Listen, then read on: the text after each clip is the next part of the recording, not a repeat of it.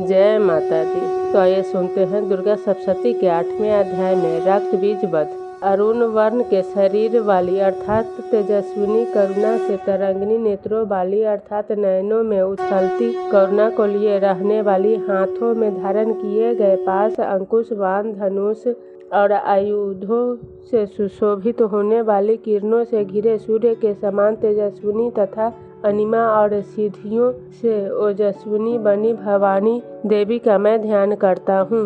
श्री सुमेधा ऋषि बोले, हे राजन, अनेकों सैनिकों के साथ साथ चंड और मुंड का नाश सुनकर असुर राज बहुत चिंतित हुआ। महापराक्रमी शुंभ ने क्रोधित होकर सभी दैत्यों एवं सैनिकों को युद्ध करने के लिए जाने का आदेश दिया। उसने आज्ञा दी कि आज सभी अस्त्रों से सुसज्जित सेना के साथ 86 दैत्य सेनापति तथा कंबु कुल के 84 महायोद्धा अपने अपने सैनिकों को साथ लेकर जाए। कोटि वीर्य नामक असुरों के 50 समूह तथा धूम्र कुल के 100 समूह देवी से लड़ने के लिए हमारी आज्ञा से शीघ्र जाए और काल वंशीय, मर वंशीय और कालका से उत्पन्न हुए सभी राक्षस गण हमारी आज्ञा से युद्ध के लिए सुसज्जित होकर जल्दी जाएं। इस प्रकार सबको आज्ञा देकर उन सभी का स्वामी शुंभ स्वयं भी बहुत बड़ी सेना को साथ लेकर युद्ध के लिए निकला। शुंभ के भयंकर सैनिकों को देखकर चंडिका देवी ने अपने धनुष की टंकार से आकाश एवं पृथ्वी के बीच के भाग को गुंजायमान कर दिया। इसके बाद सिंह बड़े जोर से दहाड़ने लगा और देवी ने उस गर्जन को अपने घंटों की आवाज से और भी बढ़ा दिया। धनुष प्रत्यंचा की टंकार, सिंह का गर्जन तथा घंटे की ध्वनियों प्रतिध्वनियों से संपूर्ण दिशाएं गूंज उठी। देवी ने इस भयंकर नादों के बाद अपना मुख और भी बढ़ा लिया और इस प्रकार देवी ने मानो अपने आप को विजेता घोषित कर दिया। उन भयंकर गर्जनाओं को सुनकर क्रोध युक्त दैत्य सैनिकों ने देवी को चारों ओर से घेर लिया। हे राजन, उस समय देवताओं के शत्रु असुरों के विनाश के लिए तथा देवताओं के कल्याण के लिए अत्यंत बल शक्ति संपन्न देव शक्तियाँ देवी के पास पहुँच गई। ब्रह्मा, विष्णु, शिव, कार्तिकेय तथा इंद्र आदि देवों की शक्तियाँ उनके शरीर से निकलकर अपने अखंड रूप में चंडिका देवी के शरीर में पहुँच गई। जिस देवता का जैसा रूप, जैसी वेशभूषा और वाहन था, उस देवता के शरीर से निकली शक्ति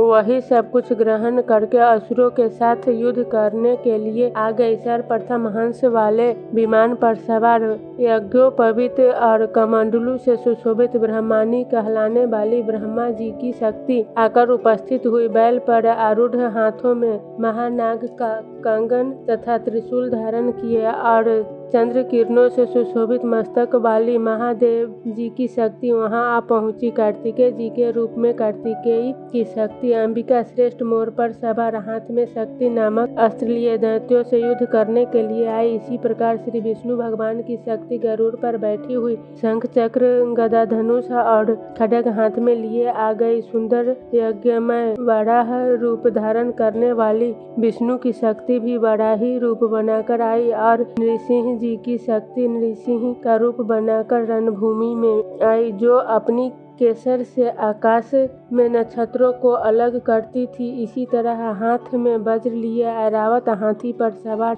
इंद्र की शक्ति भी उस रणभूमि में आ पहुंची। इसके बाद उन देव शक्तियों के साथ महादेव जी भी वहां आकर चंडिका से बोले कि इन असुरों को शीघ्र मारकर मुझे तृप्त करो। इसके बाद चंडिका देवी के शरीर से बहुत भयानक स्वभाव वाली हजारों सियारनियों की तरह बोलती हुई एक शक्ति प्रकट हुई। वह अपराजिता धूम्र वर्ण जटाधारी महादेव जी से बोली कि हे भगवान, आप मेरी ओर से दूत बनकर शुंभ और निशुंभ के पास जाइए। देवी ने आगे कहा, इन घमंडी दैत्यों से और दूसरे असुरों से भी जो लड़ाई करने के लिए आए हो, उन सबसे कहिए कि दुष्टों, यदि तुम अपने प्राण बचाना चाहते हो तो इंद्र को त्रिलोक का राज्य सौंप दो तथा देवों को उनका यज्ञ भाग उन्हें लौटाकर तुम पाताल लोक की ओर प्रस्थान करो। इसी में तुम्हारा कल्याण है। यदि बल के घमंड से तुम लोग युद्ध करना चाहते हो तो आओ, मेरी योगिनियाँ तथा देवीगण श्रृंगाली, कुकुरा आदि तुम सबके मांस से तृप्त हो। उस देवी द्वारा साक्षात शिवजी ही दूत कार्य में नियुक्त थे, अतः वह शिवदूती नाम से इस लोक में प्रसिद्ध हुई। वे महादैत्य भी श्री शिव जी के मुँह से देवी के वचनों को सुनकर क्रोध से भरे हुए वहां गए जहां कात्यायनी थी। उसके बाद वे उदंड महादैत्य तैश में आकर पहले ही देवी के ऊपर बाण, शक्ति और दृष्टि आदि अस्त्रों की वर्षा करने लगे। तब देवी ने भी खेल ही खेल में धनुष की टंकार से तथा धनुष द्वारा छोड़े हुए बड़े बड़े बाणों से दैत्यों के चलाए हुए शूल, शक्ति और फरसों को काट डाला। उसके बाद काली त्रिशूल से दैत्यों को चीरती फाड़ती हुई खटवांग से मार कर पृथ्वी पर लिटाती हुई दैत्यों के बीच घूमने लगी। ब्रह्मानी भी जिस ओर दौड़ती थी उस ओर अपने कमंडलू का जल छिड़क कर उन देवताओं के शत्रु दैत्यों को निस्तेज, बलहीन तथा कर्महीन करती जाती थी। श्री शिव की शक्ति महेश्वरी ने त्रिशूल से, विष्णु की शक्ति वैष्णवी ने चक्र से और अत्यंत क्रोध से भरी हुई कार्तिकेय की शक्ति कौमारी ने शक्ति से दैत्यों का संहार किया। इंद्र शक्ति इंद्री ने वज्र प्रहार से विदीर्ण शरीर होकर सैकड़ों दैत्य दानव खून की धारा बहाते हुए पृथ्वी पर लौट गए। बराही शक्ति ने कितने को अपने थूथन की मार से ध्वस्त कर दिया। बराही दांतों के अग्रभाग की चोट से विदीर्ण वक्ष स्थल होकर तथा चक्र से विदीर्ण शरीर होकर सैकड़ों दैत्य दानव खून की धारा दैत्यों को फाड़ती खाती और अपनी सिंह गर्जना से दसों दिशाओं तथा आकाश को गुंजाती रण क्षेत्र में घूमने लगी। बहुतेरे दैत्य देवी के भयंकर अट्ठाह से पृथ्वी पर गिर पड़े। उन्हें देवी शिवदूती उसी समय खा गई। इस प्रकार मातृगण को क्रुद्ध तथा अनेक प्रकार से दैत्यों को नष्ट करते देखकर दैत्य सैनिक भागने लगे। मातृगण से पीड़ित दैत्यों को युद्ध से भागते हुए देखकर रक्तबीज नामक महादैत्य युद्ध करने के लिए मातृगण के सामने आया। उस रक्तबीज के शरीर से जब खून की बूंद पृथ्वी पर गिरती थी तब उसी के समान शक्तिशाली एवं महादैत्य वहां पर प्रकट हो जाता था। वह महाअसुर रक्तबीज हाथ में गदा लेकर इंद्र शक्ति से लड़ने लगा। युद्ध के दौरान ही देवी ने उस पर अपने वज्र से प्रहार किया। वज्र का आघात लगते ही उसके शरीर से बहुत सा खून गिरने लगा और उस खून से उसी के समान रूप तथा पराक्रम वाले अनेक योद्धा उठ खड़े हुए। उसके शरीर से जितनी रक्त की बूंदें गिरती उतने ही उसके समान वीर, बली और पराक्रमशाली असुर पैदा हो गए। रक्त बीज के रक्त से पैदा हुए उन दैत्य पुरुषों ने भी अत्यंत भयंकर अस्त्र शस्त्रों का प्रहार करते हुए मातृगणों के साथ भीषण युद्ध किया। इस वज्र के प्रहार से जब उसका शरीर फटा और रक्त बहने लगा तब उसके हजारों असुर पैदा हुए।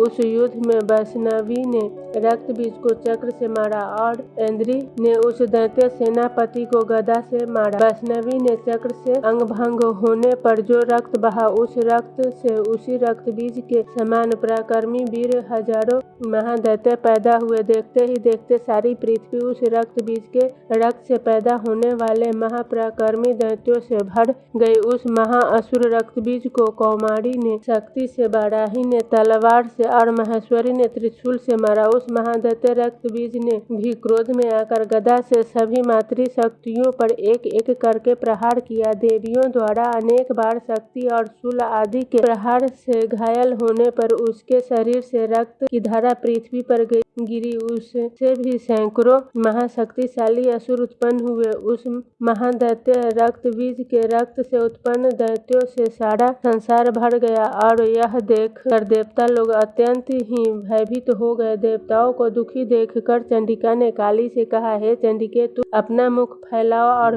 मेरे शस्त्र प्रहार से गिरती हुई रक्त बूंदों को तथा रक्त बूंदों से पैदा होने वाले महादैत्यों को जल्दी से जल्दी पीती खाती जाओ। इस प्रकार तुम रक्त से पैदा होने वाले महादैत्यों को खाती हुई रणभूमि में विचरती रही, तो ऐसा करने से यह दैत्य रक्तहीन होकर मर जाएगा। तुम जब इन भयंकर दैत्यों को खा जाओगी तो फिर भूमि पर रक्त बूंदे न गिरने के कारण दूसरे असुर पैदा नहीं हो सकेंगे। इस प्रकार काली को आदेश दे चंडिका ने शूल से रक्त बीज को मारा। काली ने अपने मुख से उसका रक्त ऊपर ही ऊपर पी लिया। तब उसने वहां चंडिका पर गदा प्रहार किया, किंतु उस गदा पात से देवी को तनिक भी कष्ट नहीं दिया, परंतु घायल रक्त बीज के शरीर से अधिक मात्रा में रक्त निकला। ज्यों ही रक्त बीज के शरीर से रक्त निकलता था त्यों ही चामुंडा उसे पी जाती थी और चामुंडा के मुख में रक्तपात से जो दैत्य पैदा होते थे उन्हें भी खा गई और रक्त बीज का रक्त भी चूस लिया। उसके बाद देवी ने अपने बाण, शूल, वज्र, तलवार और सृष्टि नामक अस्त्रों से रक्त बीज पर प्रहार किया। चामुंडा द्वारा रक्त पिए जाने से निस्तेज हुआ रक्त बीज देवी के शस्त्रों के प्रहार को सहन न कर पाने से धरती पर गिर पड़ा। रक्तहीन एवं साहसहीन हुए रक्त बीज के पृथ्वी पर गिरते ही देवता लोग प्रसन्न हो उठे। इधर रक्त बीज असुर के शरीर से निकले रक्त का पान करने के मध्य से उद्धत से हुए मातृगण भी नृत्य करने लगे। जय माता दी। दुर्गा सप्तशती के 9वां अध्याय सुनने के लिए चैनल को सब्सक्राइब कर लीजिए।